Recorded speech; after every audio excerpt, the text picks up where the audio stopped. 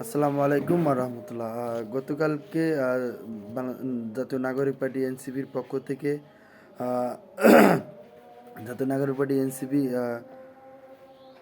সংস্কার বাস্তবায়ন কমিটির পক্ষ থেকে আসলে আজকে 3 মে একটি প্রোগ্রাম করার কথা এবং সেই প্রোগ্রামে সকাল থেকে তাদের প্রোগ্রামটা কন্টিনিউ করার কথা এবং তারই ধারাবাহিকতায় সমাপনী সেশনে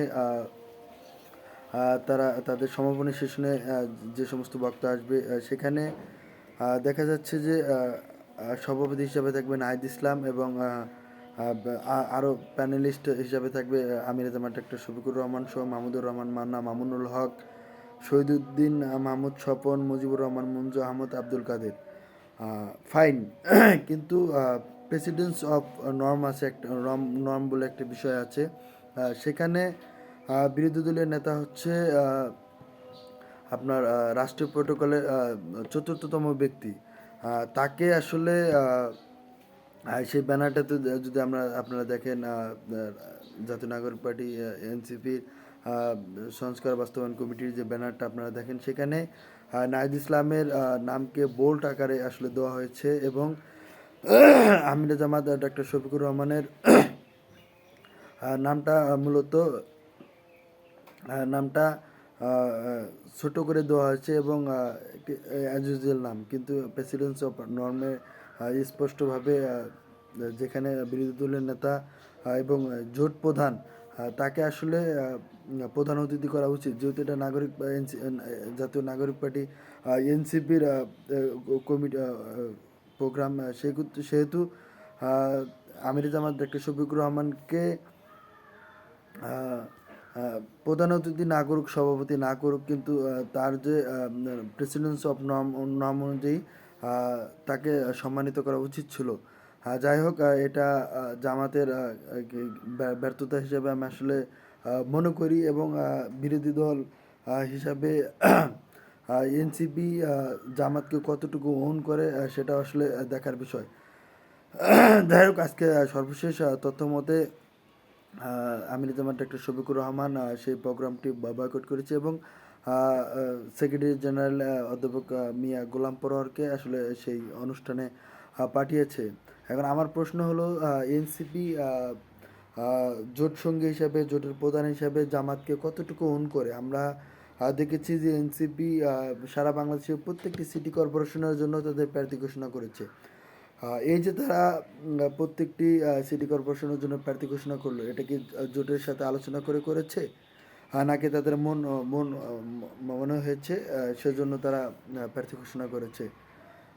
আমরা দেখেছি জাতীয় সংসদে জাতীয় মুক্তিযোদ্ধা কাউন্সিল আসলে বিল পাস করে জামুকা, সেইখানে জামাতকে মুক্তিযুদ্ধের বিরোধী দল হিসাবে আখ্যায়িত করা হয় এবং সেই বিলটা সংসদে উত্থাপন করা হয়। সেখানে সরকার দলীয় যারা তারা হাবুর দিয়েছে এবং জামাত আসলে যেহেতু জামাতের বিরুদ্ধে বিলটি, সেজন্য জামাত চুপ থেকেছে। জামাত যে যদি এনসিপি যদি জামাতকে ওন করতো বিরোধী দল হিসাবে এবং জোটের প্রধান হিসেবে, তাহলে অন্ততপক্ষে তাদের সেই বিলটাতে চুপ থাকা উচিত ছিল। কিন্তু এনসিপি সেই জামুকা বিলে তাদের আসলে হাবুর দেয় এবং সমর্থন জানায়। এটা স্পষ্ট গাদ্দারি। আমরা যেখানে ছিলাম সিটি কর্পোরেশনের নির্বাচন, সেই সিটি কর্পোরেশনের নির্বাচনে যদি তাকাই, আমরা দেখেছি যে বিএনপির সাথে জামাত দীর্ঘ 21 বছর জোটে ছিল, কিন্তু এই 21 বছর জোটে থাকাকালীন সময়ে জামাত একটি সিটি কর্পোরেশনে প্রার্থী দেওয়ার সাহস তারা করেনি এবং জোটের বাইরে গিয়ে এককভাবে প্রার্থী দেওয়ার তারা আসলে চেষ্টাও করেনি। কিন্তু আমরা দেখলাম কি, জোটের মাত্র 3 মাস হলো বয়স, একটি জোটের 3 মাস, 3.5 মাস বয়স, আর সেই বয়সে জামাতের সাথে আলোচনা না করে তারা প্রত্যেকটি সিটি কর্পোরেশনে প্রার্থী দেওয়ার জন্য উদ্গ্রীব হয়ে গেল। এখানে এনসিপির রাজনৈতিকভাবে ঐতিহাসিক দায় আছে, ঐতিহাসিক ভুল আছে। তারা কেবল নবাগত একটি দল, তারা তাদের আগে সাংগঠনকে শক্তিশালী করুক। তারা শক্তিশালী করে ওই পর্যায়ে গিয়ে আসলে তাদের সিটি কর্পোরেশনের প্রার্থী ঘোষণা করা উচিত ছিল, কিন্তু সেটা তারা না করে জামাতকে চাপে ফেলার জন্য জামাতকে ডিজন করার জন্য মূলত তারা সিটি কর্পোরেশন গুলোতে প্রার্থী দিয়েছে। এটা স্পষ্ট দ্বিচারিতা, এবং তারা জোটকে কতটুকু অন করে সেটা আমাদের আসলে ভাবিয়ে তোলে। আমরা এছাড়া দেখেছি যে যখন জামাতের সাথে জোট করে এনসিপি, তখন সামান্তা শারমিন, নুসরাত তাবাসসুম সহ কয়েকজন আসলে জোট থেকে বের হয়ে যায়, এবং তারা যেমন যদি আমরা ধরি নুসরাত তাবাসসুম, তিনি ঘোষণা দিয়েছে যে এই জোট থাকাকালীন তিনি নির্বাচনকালীন সময়ে নিষ্ক্রিয় থাকবে। অথচ আমরা দেখলাম এনসিপি তাকে নারী সংরক্ষিত আসনে মনোনয়ন দিল। তাহলে যে জোটের যে ভোট পেয়ে এনসিপি 6টি আসন পেল, যে দলের ভোট পেয়ে এনসিপি 6টি আসন পেল, এবং যে দলের সাথে জোট করার কারণে নুসরাত তাবাসসুম, সামান্তা শারমিন সহ এরা জোট থেকে বের হয়ে গেল, ঠিক সেই ভোটের কারণে আসলে তারা নারী সংরক্ষিত আসনে এমপি হিসেবে মনোনয়ন নিচ্ছে। এটা এটা জোটকে কতটুকু ওন করে। নুসরাত তাবাসসুম যদি তৎকালীন সময়ে জোটের সাথে অ্যাক্টিভ থাকতো, তাহলে কিছু ভোট হলেও আসলে তারা পেত। এবং আমরা দেখেছি কুষ্টিয়া 4টি আসনের মধ্যে 3টি আসন আসলে জামাত জিতেছে, 1টি আসন হেরেছে। সেই হারা আসনটাই হচ্ছে নুসরাত তাবাসসুমের আসন। সেখানে যদি নুসরাত তাবাসসুম যদি জোটকে ডিজন না করে জোটের পক্ষে কাজ করতো, তাহলে জামাত সেই আসনটিও জিতে আসার সম্ভাবনা থাকতো। তাহলে এই যে তার কারণে জোটের এত বড় ক্ষতি হলো, তাকে আসলে জোটের প্রার্থী হিসাবে, এনসিপির প্রার্থী হিসাবে সংরক্ষিত আসনে পাঠাচ্ছে। সেজন্য আমি বলি আসলে এনসিপি জামাতকে কতটুকু ওন করে। আমরা দেখেছি যে এনসিপির অনেক অ্যাক্টিভিস্ট জামাতকে ডিহিউম্যানাইজ করে, শিবিরকে ডিহিউম্যানাইজ করে। একটি জোটে থাকাকালীন সময় কি তারা তাদের প্রধান যে জোট সঙ্গী তাদেরকে ডিহিউম্যানাইজ করতে পারে?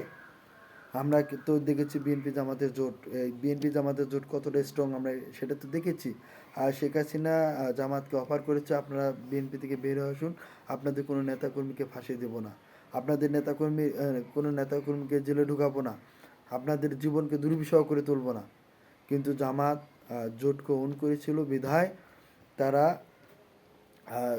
জামাত থেকে বিচ্ছিন্ন হয়নি, জামাত থেকে বিএনপি থেকে বিচ্ছিন্ন হয়নি, এবং বিএনপি থেকে তারা জোট থেকে বের হয়ে আসেনি। আমরা অভ্যুত্থান পরবর্তী সময় এনসিপির আমরা কতটুকু দেখলাম তারা আসলে জামাতকে কতটুকু ওন করে। জামাতকে এনসিপি ততটুকুই ওন করে যতটুকু তাদের স্বার্থে লাগে, যতটুকু তাদের প্রয়োজন ততটুকু ওন করে।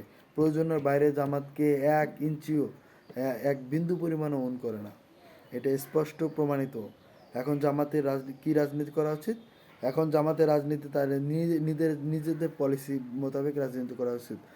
তাদের শিবিরকে এঙ্গেজ করে, শিবিরের যে জনশক্তি, তরুণ যে নেতৃত্ব, সেই তরুণ নেতৃত্বকে জামাতদের এঙ্গেজ করতে হবে।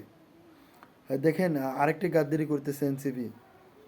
এনসিপি শিবিরের যারা এক্স শিবির, সাবেক শিবির, যারা নব্য শিবির থেকে বের হলো, তাদেরকে এনসিপি বোঝানোর চেষ্টা করতেছে যে আসলে আপনাদের জামাতে রাজনৈতিক ভবিষ্যৎ অন্ধকার, জামাতে রাজনীতি করলে আপনাদের রাজনৈতিক কেরিয়ার এস্টাবলিশড হবে না, আপনারা এনসিপিতে আসুন, আমরা এনসিপির দুয়ার খুলে রেখেছি। কিন্তু আমরা এইটা আসলে পুরোপুরি এটা কি বলবো, যে জামাতের দুধ খেয়ে জামাতের সাথে দ্বিচারিতা।